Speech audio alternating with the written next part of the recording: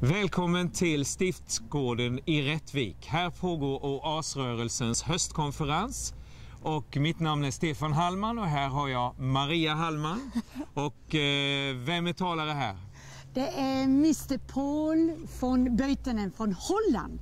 Som är alltså en EU-parlamentariker som har blivit världskänd för att han lät blåsa visslan och avslöja korruptionen inom EU. Han är också en av dem som allra starkast står upp för Israel i Bryssel och ber för Israel och för Jerusalem. Och här nu ska ni få höra på en intervju av Mr. Paul van Buitenen.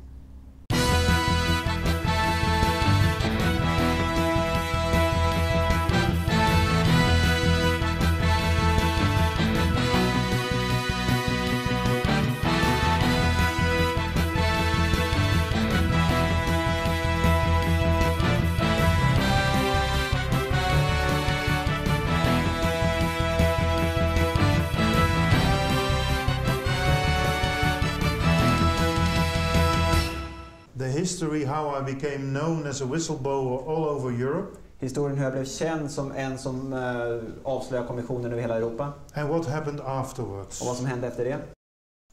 What happened in December 1998 that put your name on the front pages of the newspapers and out in the media? What was that they call a whistleblower? I was working as a civil servant for the European Commission in Brussels, and I found that many irregularities were not dealt with appropriately.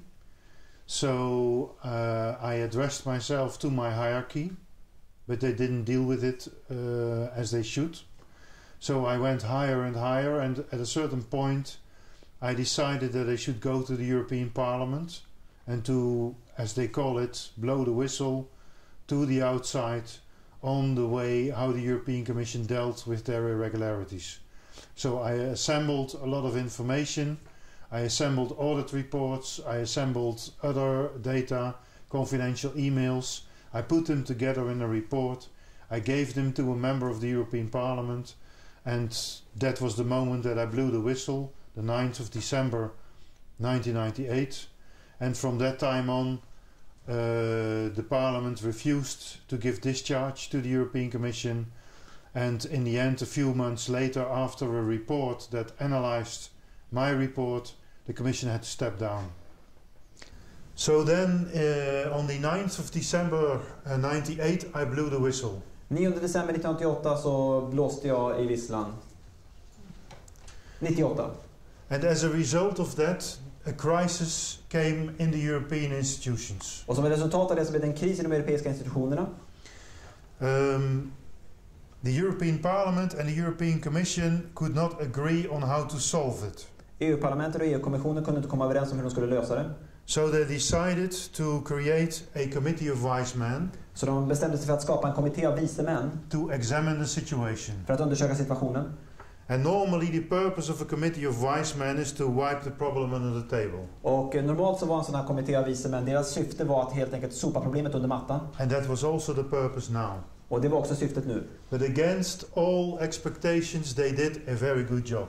Men trots alla förväntningar på detta så gjorde de faktiskt ett mycket bra jobb. The whole European Union Commission have to step down. Yeah, all the commissioners of all the member states had to step down. Did you realize that that should happen when you blew the whistle, so to say? No, not at all. I didn't aim for that. In fact, I was not very happy with it. I just thought that they should deal with the problems, and that is more important than that some puppets step down and that other puppets come in the same place. What really should happen is to change the mechanisms, to change the procedures, and to change the sense of responsibility. And you cannot change that by putting other people in the same place, because they will do the same. And was that the case that happened? Yes, the entire commission stepped down. Yeah. Then there was a very excellent report made up with recommendations for reforms.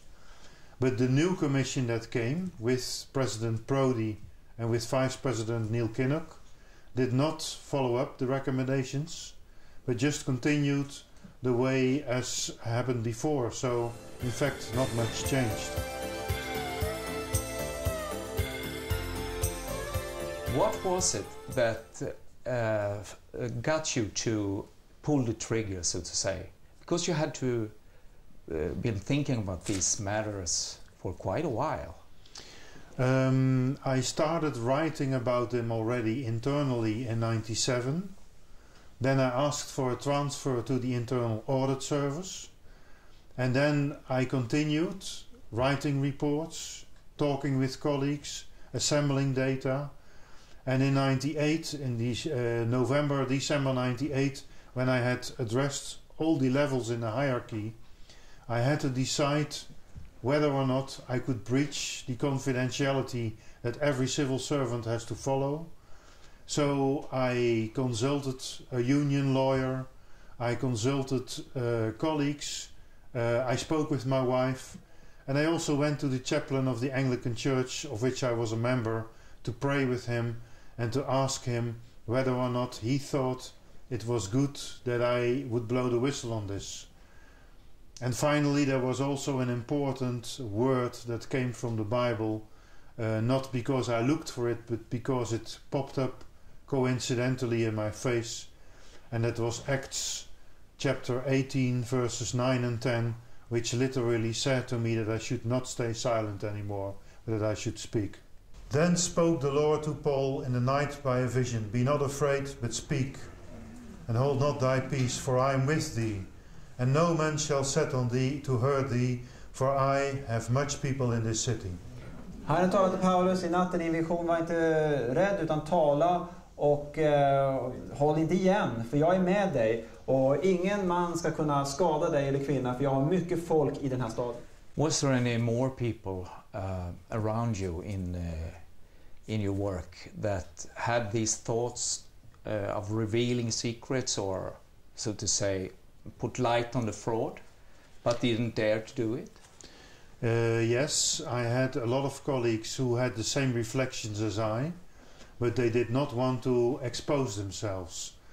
And I respected that. I don't think that you should force colleagues to take with you the same step. I decided to take the step, but I left them in their responsibility, and I was happy with it afterwards, because when I was out in the light and when I was exposed and when I was attacked, they helped me from behind the scenes, and I was happy with that. You said attacked. What happened? I mean, how was the reaction from the government? Now, there are many reactions. There is intimidation technique. Like what? In a certain point, I was in the parliament and I got a phone call from the French television. And the French television asked me, "Paul, do you have guards in front of your house?" I said, "No, I don't know about these guards." "Oh, but there is a big car with a lot of antennas standing in front of your house, covering 3 parking places so that no one could be there anymore, with 2 big guys with short haircut in the car, and they are looking at your house." So I was alarmed. I didn't know what was happening, so I immediately went home. And my wife also had seen these guys, and she felt intimidated. She stayed in the kitchen of the house, and I asked them what are you doing here in front of my house? And then they just gave me a letter that they wanted to hand to me. It's just stupid intimidation technique. And this was during the time they were preparing the report of your papers, or? Yes, that's right. Okay. The letter was an invitation to be interrogated by the authorities in the European Commission. Only by delivering your weak areas you can resist Satan. Bara genom att lämna över även sina svaga områden till Herren så kan man stå emot djävulen. Because he will use every possibility he can get. För han kommer att använda varje möjlighet han kan få. I'm working in a war zone, and it's a very dangerous area. Jag arbetar i en krigszon och det är ett mycket farligt område. I can also tell you another example. At a certain point I had to explain to my head of unit why I went into hiding with my files. I was afraid.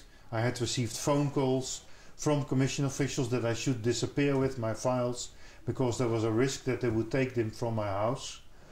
And I went into hiding, and afterwards I had to explain it in a note. And in that note I explained a lot of things.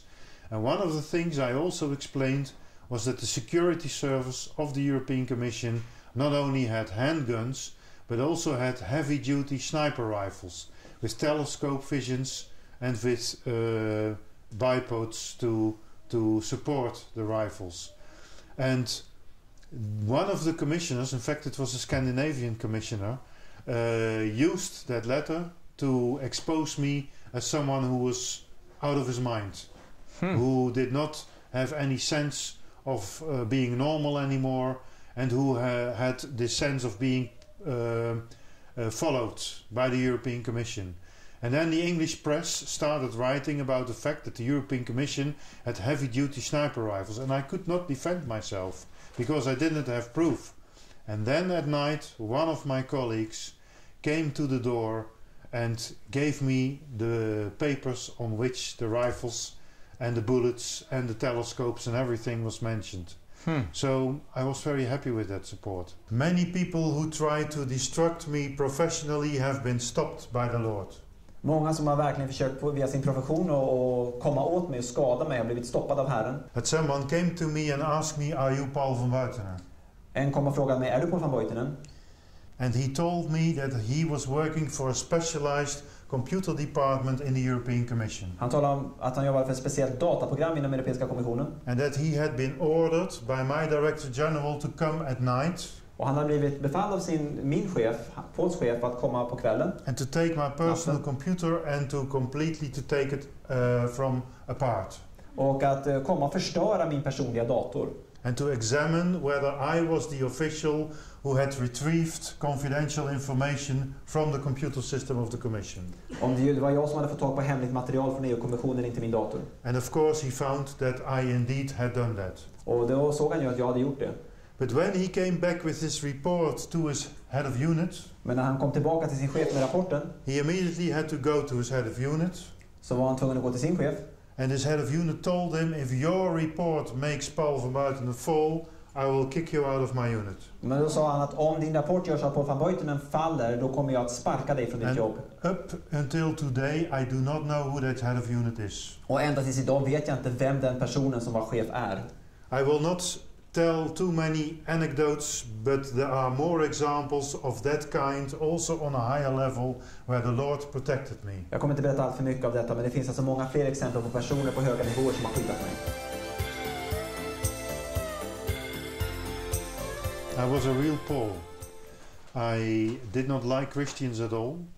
I thought that Christians were people that went to church to get rid of their responsibility, and once they lavished their soul on Sunday, they start again on Monday, and they continue where they left on Saturday, and they continue with all the wrongdoings that come out of Christianity. I could mention them very perfect. The Inquisition, all the nasty things, the Northern Ireland conflict, everything out of religion, also what the Christians did towards the Jews. So Christianity for me was the root of all evil. And every time when I met Christians, I confronted them with it. And my wife was not happy at all with it, but I really loved to expose Christians, because Christians for me were fools. Were your wife a Christian? No. But she was not so anti. I was really anti. I didn't like it. When we married, I didn't want to marry in church. A lot of secular people do marry in church because it's very romantic on your marriage day, but I did not want to marry in church, because if you don't believe, you don't marry in church. I even went to the town council and I told them I want to have my name off the list of Catholic people, because I do not want to collaborate in the statistics for Catholic schools. So I was very fundamental. You're quite a principled person. So what happened? I moved to another office. And in that other office there was a Dutch lady working. This lady was good looking. This lady had a lot of money. This lady had a high salary. She had a university degree. And she was very intelligent. but this lady was also an evangelical Christian. Everything what she did, she prayed to the Lord. If she had to buy a new car, or if she had to change jobs, or if she had to take an important decision, she prayed with the Lord about it. And I was really puzzled. And she just shared that with you? Not in the beginning, because she knew that I was very anti, but I discovered soon enough what kind of a person she was, because at a certain point I saw in her out tray a pile of envelopes, and I sniffed that it was something else than her regular work. So I asked her, what are those envelopes about? And then she hesitated, and then finally she told me that they were invitations for interdenominal prayer meetings of Christians in the European Commission. She was organizing those meetings. So then I started questioning her, and she just answered my questions, and I kept asking questions for 6 months long, hours per day, and in the end I decided that I wanted to have that too. So you did what? I went on my knees and I prayed, and I felt stupid. I thought I was talking to the walls and to the ceiling, but things started happening when I prayed. I had problems with a certain colleague, and I started to become sympathetic. I not only behave sympathetic, but also think sympathetic about the person. And I asked the Lord to bless that relation, and it helped. The colleague changed. 99 they put you off your service. You were elected 2004, is that right? I was elected in 2004, but I always stayed with the European Commission. I was only suspended at a certain time, and they took half of my salary during that time. But I could return with the Commission, but they did no longer allow me to perform audits. They put me in another department where they thought that I couldn't do any harm anymore. Are your possibilities today better to be the salt, so to say, in this rotten situation than before 99? Yes, as a member of the European Parliament you have much more possibilities than if you are a civil servant. As a civil servant you have to stay quiet, you are not allowed to speak, you have the duty to keep the secrecy, and you cannot do anything. As a member of the Parliament you can say things, you can criticize the system, and you can also come with solutions. Because my ultimate goal is of course not to say only nasty things about the European Union, but also that we get a better European Union. A European Union that is not becoming a monster, but a European Union that will be a witness of Jesus Christ.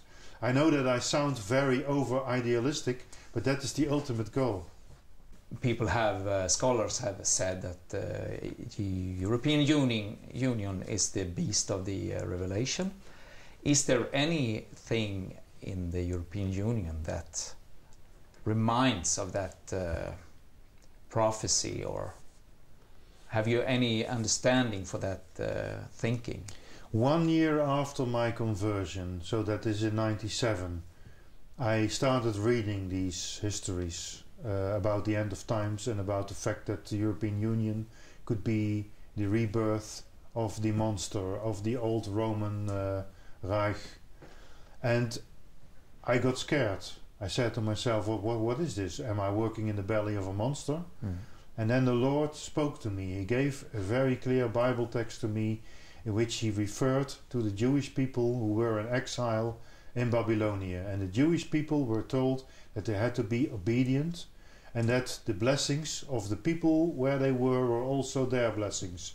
So I understood that the blessings for the European Union would also be my blessings. The Lord put me on purpose as a civil servant and now as a member of Parliament in the European Union, and I have to be obedient. I have to do my tasks in that context. So I can only try to improve the situation. I can try to steer the European Union into a better direction. It is not my task to see whether or not the European Union is the beast of the end of times.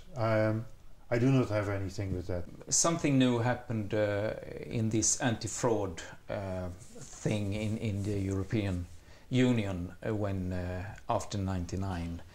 The anti-fraud unit used to be an internal unit of the European Commission. Okay. But an internal unit cannot be independent. Because if you have to criticize your own boss, you do not do that. You do not bite the hand that feeds you. That's so a new anti-fraud organization would be created, and that's OLAF, which is an acronym, but it's not the name of a man, but that's the name of the anti-fraud organization in the European Union. And they are, on paper, more independent from the European Commission. But in reality, they are not really independent, because they are in a Commission building. They use the Commission informatics systems, the Commission computers, and the staff of the anti-fraud body are dependent on the staff policy of the European Commission, whether they get a promotion, yes or not. So the independence only exists on paper. That's one point which is a problem. There is a second very important problem with the anti-fraud office. I didn't explain that during the presentation, but they also manage an amount of 100 million euros. And you cannot give money to an anti-fraud office, and on the one hand that they have to bust fraud and investigate irregularities, but on the other hand they manage fraud. So what do they have to do if fraud happens in the money that they manage? Should they then put on their hat as budget manager, or should they put on their hat as the fighter against fraud? And oh, coincidence, but we Christians know that coincidence doesn't exist. There is fraud happening in that money. And Olaf is making mistakes with the hats. They are mixing up the both roles. So this is also a very serious problem. A third problem is the recruitment policy of the anti-fraud body. The recruitment policy is not independent, and in fact the recruitment procedures are being geared and politically influenced. And you can see that in a civil servants of a government authority, but not in an anti-fraud body. You cannot do that.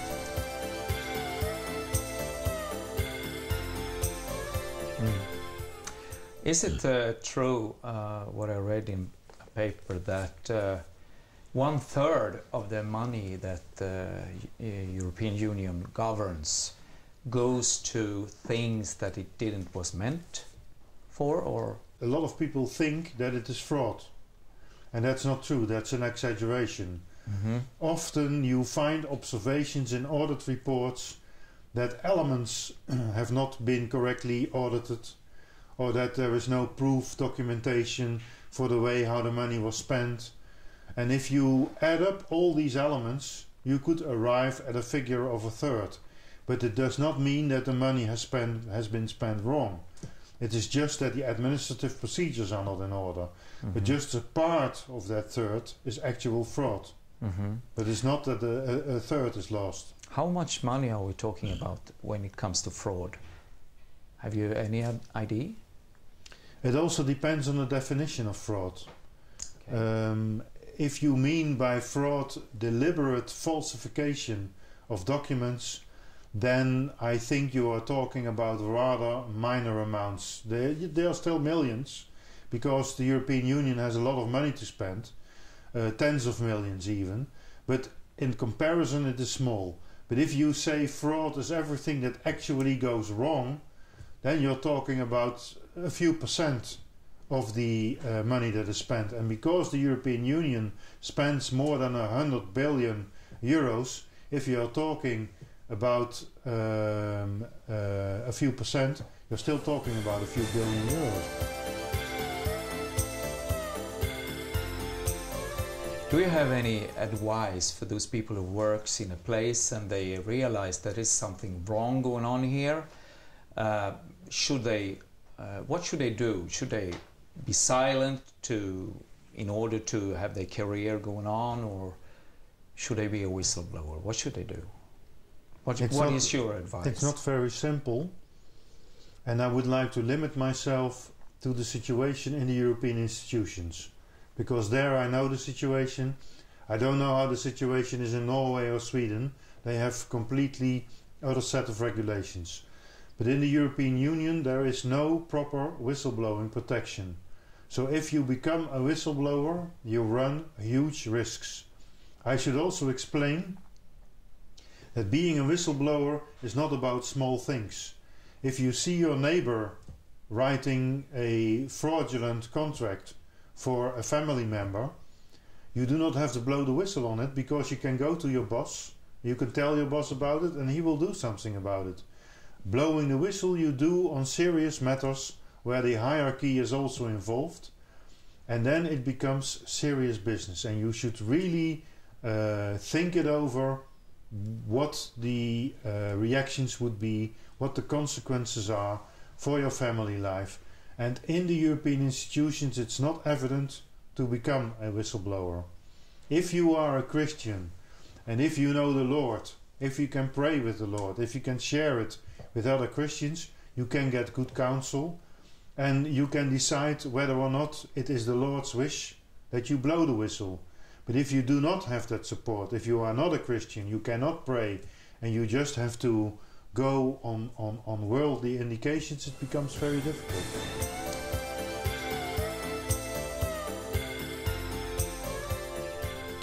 Have you ever regret that you blew the whistle?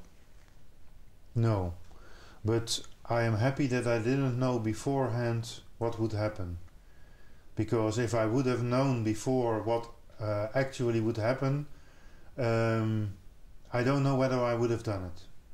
Because you lose a lot. You lose your house, you lose your job, you lose a lot of things. And sometimes I give presentations on just the fate of whistleblowers. There are many examples of people who blow the whistle. And I have become now an MEP, a member of the European Parliament, and I am an exception.